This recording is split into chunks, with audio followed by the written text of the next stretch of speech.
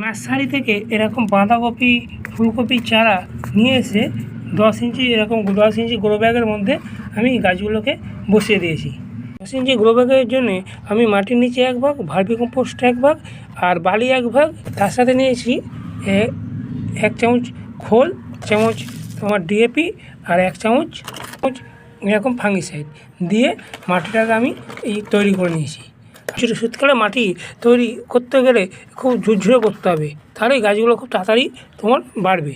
তার জন্য মাটিটাকে চেলে নিতে হবে, এরকম একটা চালনি দিয়ে একটা প্রথমে মাটিগুলোকে চেলে নিতে হবে। চেলে তারপরে এই গাছগুলোকে বসাতে হবে।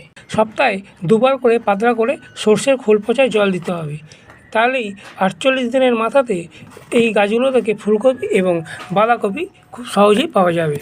আর মাসে 1 বার করে পেস্টিসাইড কীটনাশক স্প্রে করতে হবে, যাতে পোকায় পাতাগুলো না খেয়ে নেয়।